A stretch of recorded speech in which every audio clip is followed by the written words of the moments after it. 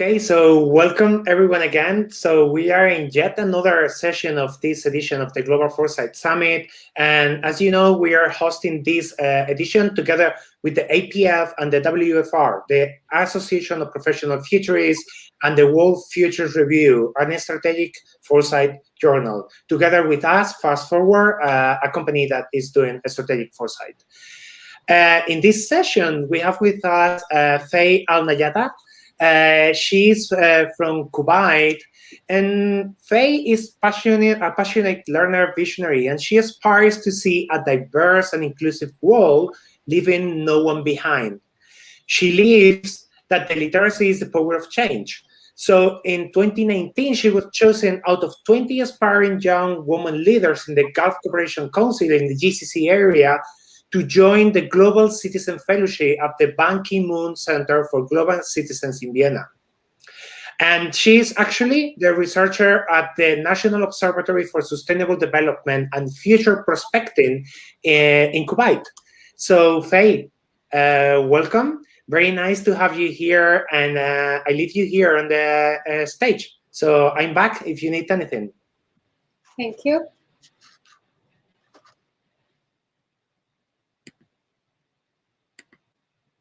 Hello, everyone.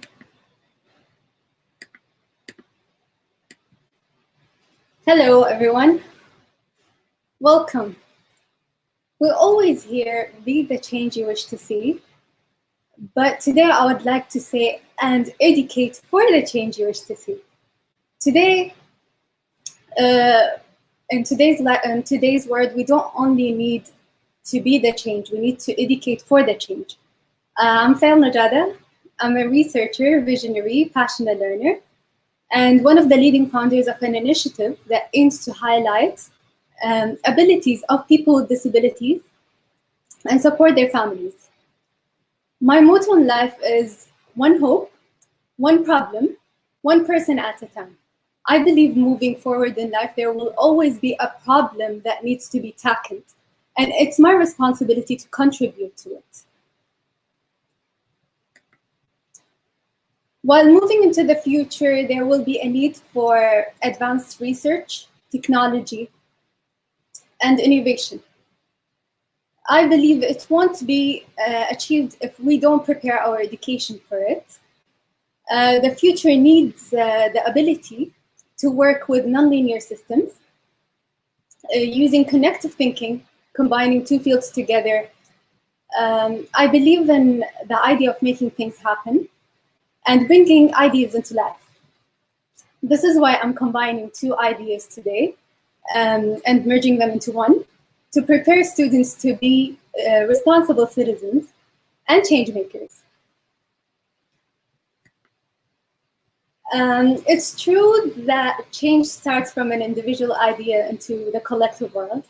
However, Nelson Mandela said, education is the most powerful weapon which you can use to change the world. Most of us have been in an education system that we don't like. I believe when you don't like something, you either work on improving it or changing it. We have to be part of the change eventually, so why don't we contribute to the change? So first, why does school exist? Are we making schools a jail? Is it something we have to go to? Or is it supposed to fulfill certain needs that we have? We've all been in an education system where it's based on teacher-centered classroom, based on what the teacher thinks that have to be taught, or based on a specific curriculum. I think it's time to change it. When I researched this while writing my book, I found that Glassdoor Quality School is a good example that encourages lifelong learners, and it's inclusive school for all kind of learners as well. I believe in the idea of Dr. William Glasser, who was American psychiatric. He's the founder of choice theory and quality school. His popular book is School Without Failure, which I'm going to talk about next. Choice theory is based on the idea that you can only control yourself. You cannot control others. It can teach you to be responsible for your life. You may not choose what happened to you, but you can control what you decide to do about it. This is what I believe could transform our society. You don't like the government decisions, but you can always contribute as an individual. You have the power as an individual to contribute to the change of the whole system. As far back as 1969, Glasser wrote in his book, Schools Without Failure, unless we can provide schools where children, through a reasonable use of their capacity, can succeed, we will do little to solve the major problems of our country. There is a difference between schooling versus education, and until now, most countries struggle with it. As we know, leaders influence others and make them enjoy things, whereas bosses punish and force their opinion on others. What makes students unwilling to learn is the excessive amount of schooling. Schooling is an approach based on rote learning and external control. Students have to learn what is taught in school, or they will get punished if they don't do it.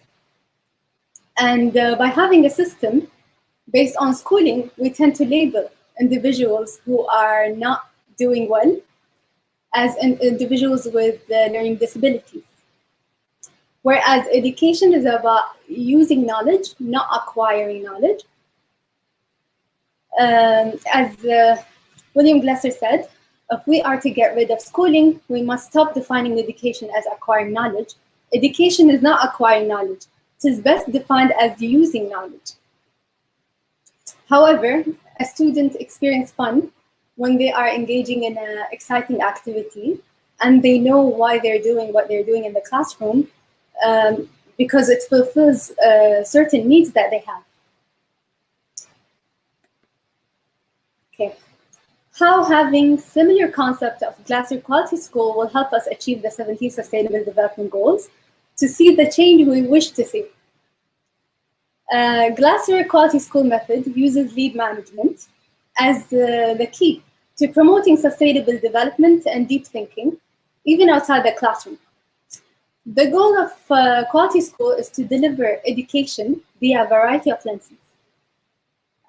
Most schools have a traditional way of teaching in which the teacher is very much centered on the instructor.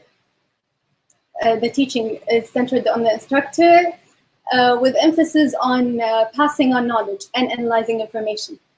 However, moving forward, I believe we need a learner-centered education.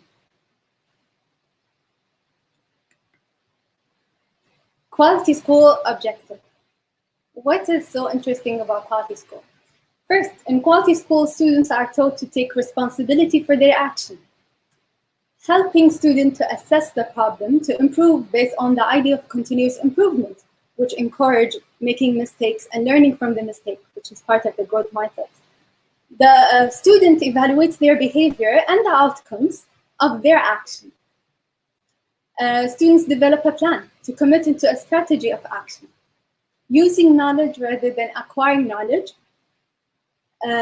needs satisfying classroom, not using force or punishment, whereas they are classes based on fun, cooperation, and trust. In having a quality school, we will have a lead teacher that will encourage and teach their students that everything is possible When we have the tools and good work based on cooperation, which provides students with growth mindset that sees possibilities and ability to innovate. Why I believe it's important to teach students to use knowledge rather than acquire knowledge. Knowledge isn't power anymore, but having the ability to use knowledge is the power we need. When every elementary education system focuses on giving the student the ability to use knowledge and let them be responsible of their choices, we create a culture that is learner-centered and empowers all to learn in their own unique way without making them follow a system of one-size-fits-all approach, as you see in the picture. In fact, we need a system that focuses on neurodiversity and embracing the strength, uniqueness, and the diversity of human mind. Learning is a journey, and it should be enjoyed by everyone. We need classrooms that are based on growth mindsets and encourage all learners to work on their strength while they develop their weaknesses.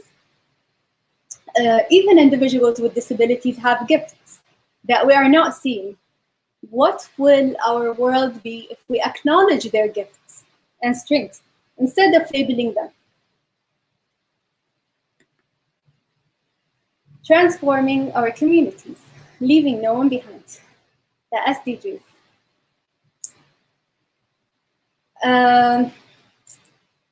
I'm a member of the Academy of International Business, and since COVID started, I've realized there is an increase and interest by professors and researchers on the SDGs, which I believe it emphasize the importance of the SDGs. In September 2015, the United Nations General Assembly adopted the 2030 Agenda for Sustainable Development. That includes 17 goals and 169 targets, which guarantees to leave no one behind. It is an interlinkage between three dimensions: social, environmental, and economic. The global pandemic that we're going through has shown us how interconnected and interdependent we are. We're all in the same boat. I cannot discuss all of the 17 goals, but I will go over some of them. Goal number 4. As you can see here, this map shows the trends indicate whether a country is on track to achieve the SDGs by 2030 or not, especially SDG 4, which is quality education. So the countries in green, they emphasize the on track or maintaining achievement, like the countries that are maintaining an achievement of SDG 4. And the ones in yellow, moderately improving. The ones in orange, they are countries stagnating. And the one in red are decreasing. They're maybe getting behind. And the one in gray, trends and the information unavailable. Like there isn't enough data or information about them. According to the 2020 Sustainable Development Goal report, over 200 million children will still be out of school in 2020. As we can see, quality education goal, it's about ensuring inclusive and equitable quality education and promote lifelong learning opportunities for all. The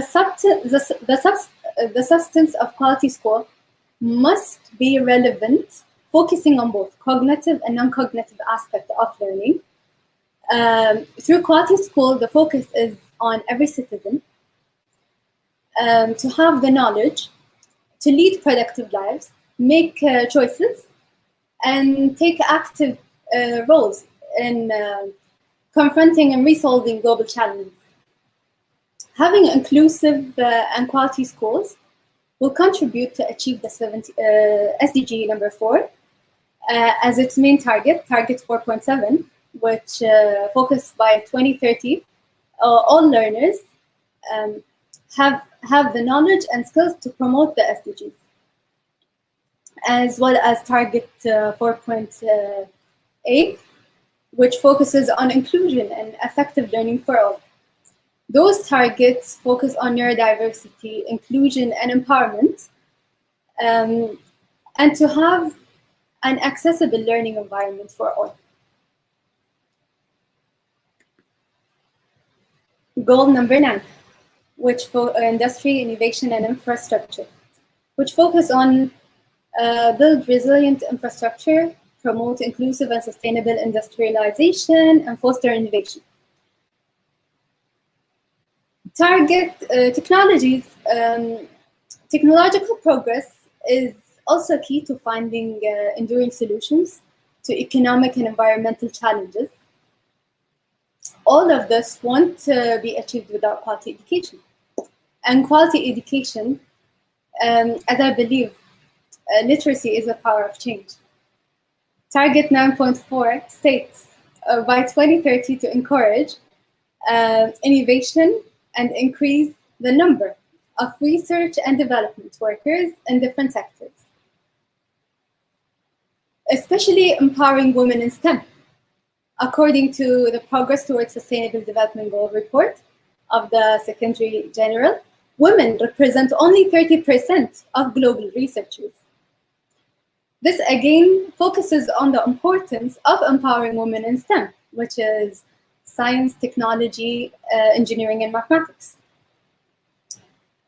To achieve SDG 9, we need quality education that encourages students to make choices in using knowledge and strengthening critical thinking skills, problem solving, innovation, research, creative problem solving as well. Goal number 10, reduce inequalities. As you can see in the map, we don't have information for this goal, which makes it a very important goal that we really need to focus on. We all need to reduce inequalities within and among countries.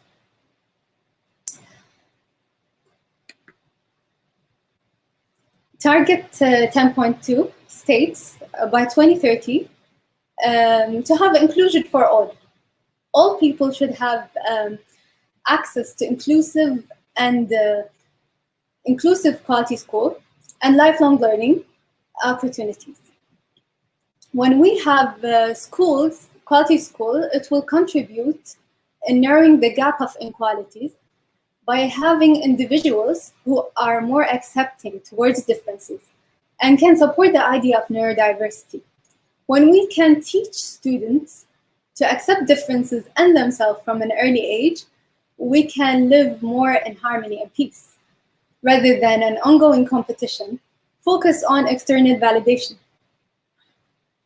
Having socially responsible students will create positive change in our communities because it won't be the government problem anymore or the government responsibility anymore. It will be the responsibility of every single citizen to be part of the change. Games and simulation as a learning tool. Social simulations and board games can be used in classroom to teach skills like creativity, critical thinking, problem solving, and social responsibility to contribute to the SDGs, as well as having projects where students can choose to come up with an educational game to make learning fun, either for them or for other students. I want to share with you a game for sustainability. It's a blog that you can find it. It has social simulations and games that focus on the SDGs, Sustainable Development Goals, based on your own need. It depends which goals you want to focus on. So please explore the website. You can find many educational games for each of the SDGs.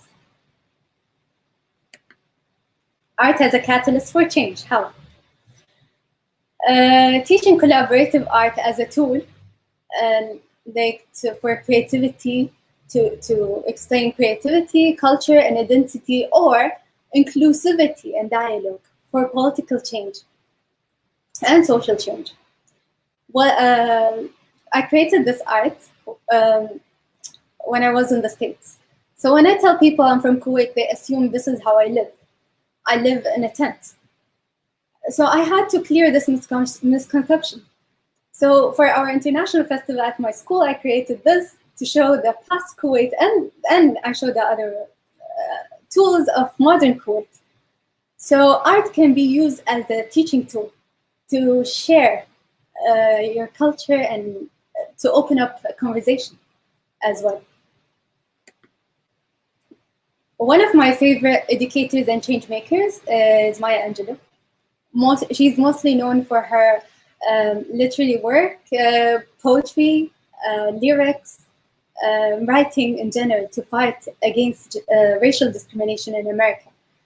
And also in 2021, this year, the ILO, the International Labor Organization, created a competition, launched a music competition to raise awareness for child labor. This shows the power of music to create change. As we all know, We Are the World, the song, it was also created to raise money for Africa. Is quality school possible to achieve? What can we learn from Singapore, who transferred from an underdeveloped economy in 1965 into a world economic and education leader in a short period? Future insights. To evaluate students' outcomes, we need to shift from testing knowledge into seeing what impact they demonstrate on their community. According to a book, it's called Preparing for a World That Doesn't Exist. I love that book. It says, a key to the future of 21st century learning is to help students develop the capacity for connective thinking. Such a skill will ensure that whatever a student learns, he or she is always looking to consider how a newly emerged idea can connect to something else to create an innovation of business, community transformation, or individual service. I'm so proud to see that part of my vision became a reality. The Global School Program I think it was created this year. It's an initiative of the UN Sustainable Development Solution Network in support of the UNESCO. And their mission is to achieve target 4.7, which is to teach SDGs. And you all can benefit from this. You can use this website to make your schools more aware about SDGs. As humans, we are always capable of doing more than what we've created, like labels, ideas, institutions, or any given label, or any design system. This is why even if we adopted artificial intelligence into our system, there will be things that a smart machine cannot do, and it will need a human capability. Never underestimate your ability and capability, or limit yourself into what you can achieve in life. Quality education will open pathways to our future. Okay, this is a poem I wrote for individuals with learning differences against the given label by teachers and society. It also portrays different learning style, attention deficit disorder, ADHD, and dyslexia. So, we were told we are lazy when your teaching is lazy. We were told you will never learn when your teaching is the concern. We were told you will fail when our intelligence doesn't match your scale. We were told you can't concentrate when that is our common trait. We were told you can't stay still when that is our habitual skill. We were told you cannot read because of the way we perceive when through fighting words we actually achieve. Actually, this is my first time sharing it, so it's exclusive for Global Foresight. And even if we didn't have quality schools, you will always have the ability and responsibility to contribute to the change. Start small and have a bigger goal to reach. As Leroy had said, don't underestimate the power of your vision to change the world, whether that word is your office, your community, and industry, or a global movement. You need to have a core belief that what you contribute can fundamentally change the paradigm or way of thinking about problems. Thank you.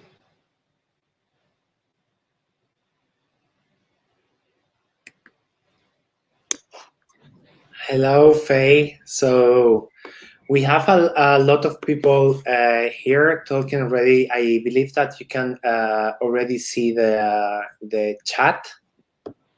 Oh yeah, now I see it. But Okay. I don't see everything. You don't see it? I see it, but I don't see questions. No, you have someone that it's it takes a little bit to go in there, but you have people that are asking things in terms of the SDGs or proposing things. For example, look at Bart. Yeah. He says that the achievement of the SDGs has been made more difficult due to the pandemic. So what do you think about this? Yes, it is. It is. And a few days ago, actually, I had a conversation about that, and to how the pandemic really made it difficult. But we still have to, even if we couldn't really 100% achieve the goals, we have to be part of it. We have to take an action, at least to fix part of the problem, rather than think of like a perfect world.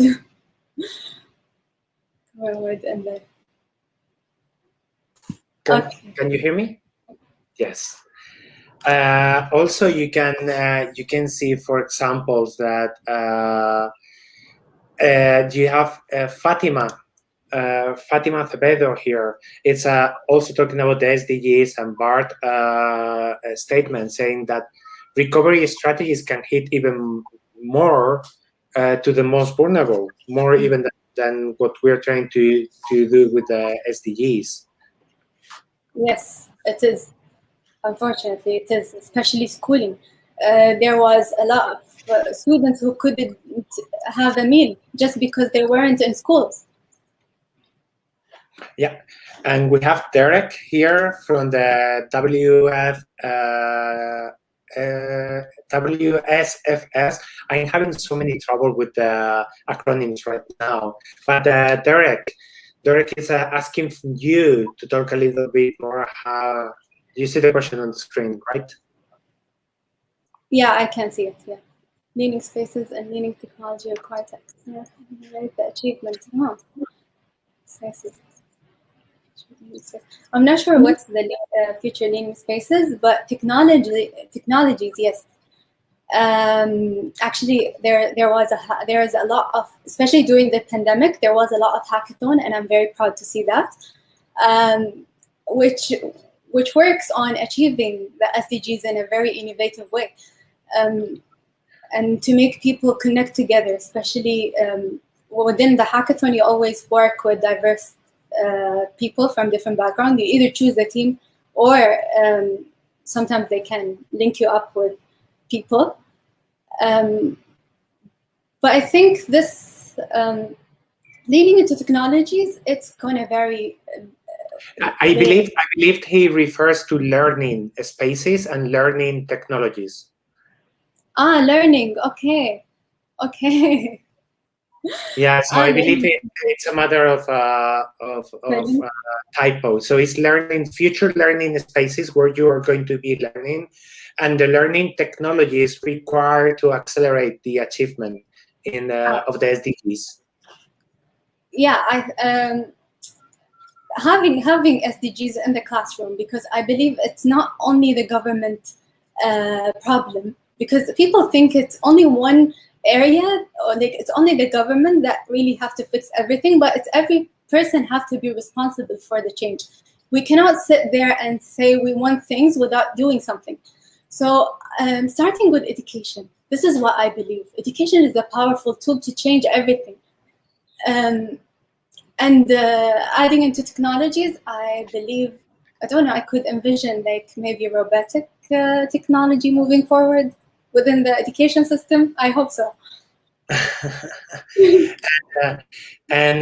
One of the things you were referencing Singapore, but Singapore did not only use technology; they also changed the education curriculum, the model, not the technology, because they changed it in the moment when technology doesn't or was not as spread as it is today. So, what do you think about the different curriculums in the world and how teaching the kids of today to be better for tomorrow could affect the output or the achievement in terms of the SDGs? I think teaching students data science, because most of the struggles that we're finding in different parts of the world is data.